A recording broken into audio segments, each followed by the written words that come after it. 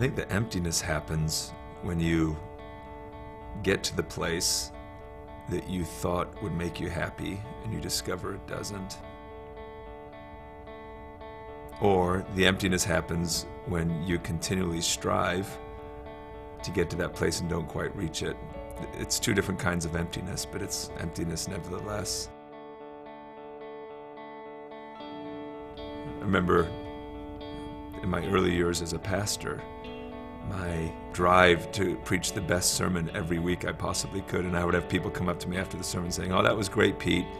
How are you going to top that next week?" And I would just think, "Oh no." And I would be working all week long and all day Saturday, and I'd be there late Saturday night and early Sunday morning, and I was just dying.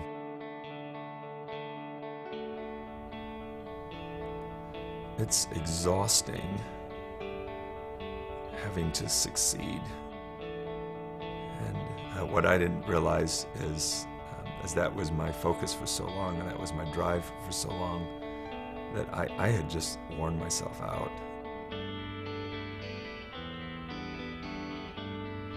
When I was a little guy and people asked me, "What do you want to be when you grow up?"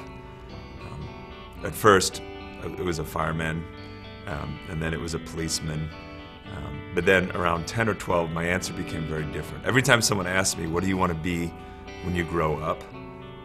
I said the same thing. I said, "I want to be the best." And they would look at me and say, "The best at what?" And I would say, "I don't care. It doesn't matter.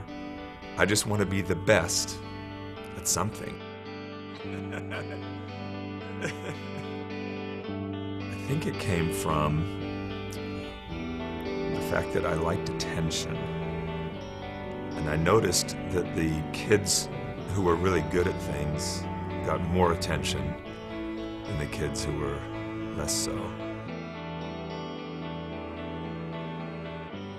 And so at the core of who I was, it was really about people thinking highly of me and just feeding off that attention. There was one basketball game when I scored 52 points, and I was the best player on the court that night. And I remember going back in the locker room and people patting me on the back and getting changed and going out, and everything was still the same as it was before I scored 52 points.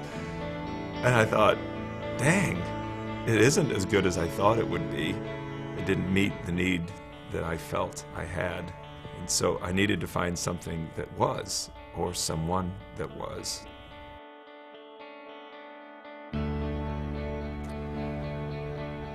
Christ is first in my life because he is magnificently first in everything. And it's simply my recognition of who he is.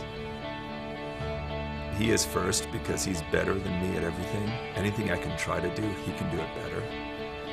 He's first because he passionately loves me. There's nothing I can do to make him love me more. There's nothing I can do to make him love me less. He loves me perfectly right now.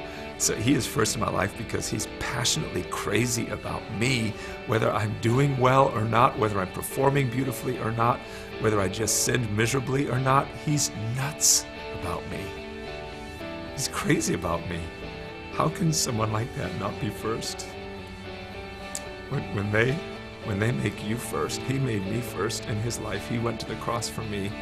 He thoroughly sacrificed himself for me. He made me first. And when I come to grips with that depth of love, with his passion for me,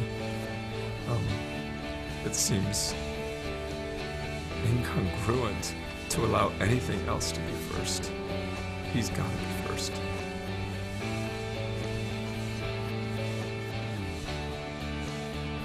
I'm Pete Briscoe, and I am second.